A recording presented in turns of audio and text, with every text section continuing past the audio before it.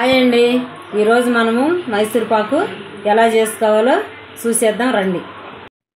మనం మైసూర్ పాకుకి కావాల్సిన పదార్థాలు: ఒక కప్పు శనగపిండి అండి. శనగపిండి తీసుకొని జల్లించి పెట్టుకున్నాము. ఒక కప్పు శనగపిండికి 2 కప్పులు షుగర్ వేసుకోవాలి. చక్కెర కొలతలతోటి చూపిస్తున్నా. మనం స్టవ్ ఆన్ చేసుకొని 2 కప్పులు చక్కెర దీంట్లో పోసుకొని కొన్ని వాటర్ పోసుకున్నాం.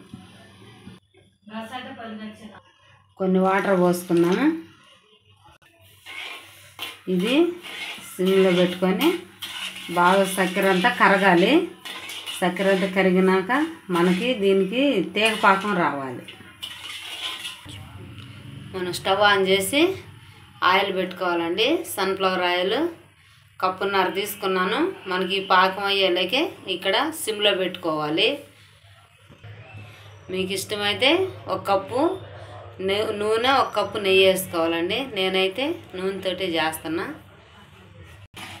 మనకి ఈ విధంగా బాగా కరిగి మనకు లైట్ తీగ పాకం రావాలండి. చూడండి, చక్కెర బాగా కరిగింది కదా, లైట్ తీగ పాకం రావాలి. మనం పాకం చూసుకోవాలండి. ఈ విధంగా తీగ పాకం రావాలి. కనిపిస్తుందా? ఇప్పుడు మనం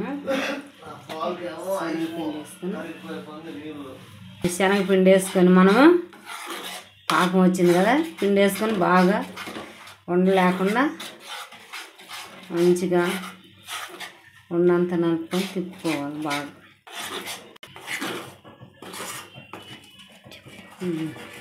ఈ విధంగా ఉండలేకుండా మంట సిమ్లో పెట్టుకొని ఉన్నంతా నలుపుకోవాలి. ఈ విధంగా రావాలండి. మనకి ఎప్పుడైతే ఈ శనగపిండి ఉడుకుతూ ఉండిద్దో కలర్ మారుతుంది, మంచి స్మెల్ వచ్చింది. మనకి ఉండ అనేది లేకుండా బాగా ఈ రకంగా తిప్పి ఉండ లేకుండా చేయాలి. మంచి వాసన వచ్చింది మనకి శనగపిండి ఉడికినప్పుడు.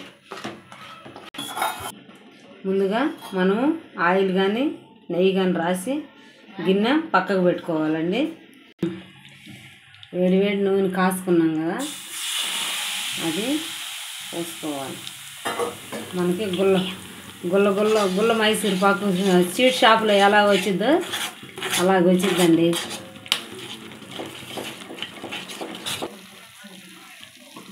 ఇంకా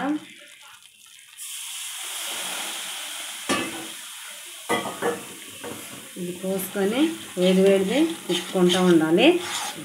మనకి కళాయికి అతుక్కోకుండా మొత్తం ఈ రకంగా ఉండిద్ది అన్నమాట. వేడిది మనం వేసుకొని తిప్పుతూ ఉంటే మొత్తం ఇదంతా గుల్లగా వచ్చేసింది.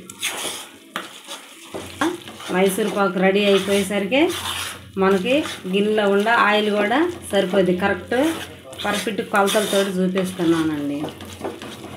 మనకి ఇక్కడ మైసూర్ పాకు రెడీ అయ్యేలాకి నూనె కూడా మొత్తం అయిపోయింది. మనకి మైసూర్ పాకు రెడీ అయిందండి. మనకి ఆయిల్ కూడా మొత్తం అయిపోయింది. ఇప్పుడు మనకి పాకం పర్ఫెక్ట్గా వచ్చింది.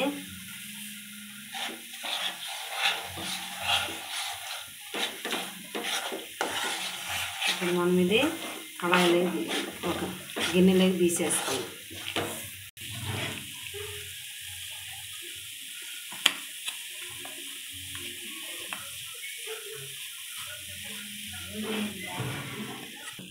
రెడీ అయిపోయిందండి.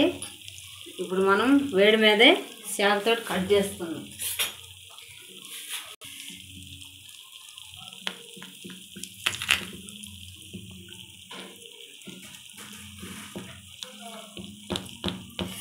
కట్ చేసుకొని పక్కకు పెట్టుకొని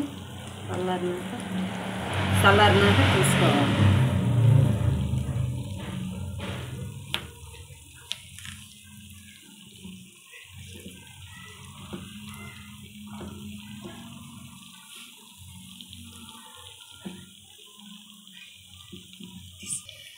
ఇప్పుడు మనం దీన్ని పక్కకు పెట్టుకుందామండి. ఒక 10 నిమిషాలు చల్లారినాక తీద్దాం. మనము ఇప్పుడు దీన్ని బయటికి తీద్దామండి. మన మైసూర్పాకు రెడీ అయిపోయింది.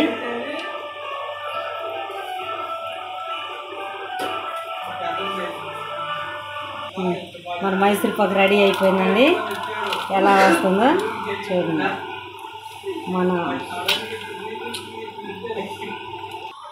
మన మైసూర్పాకు రెడీ అయిపోయిందండి. ఎంతో రుచిగా టేస్టీగా ఉండే మైసూర్పాకు పర్ఫెక్ట్ కొలతలతోటి చేసానండి.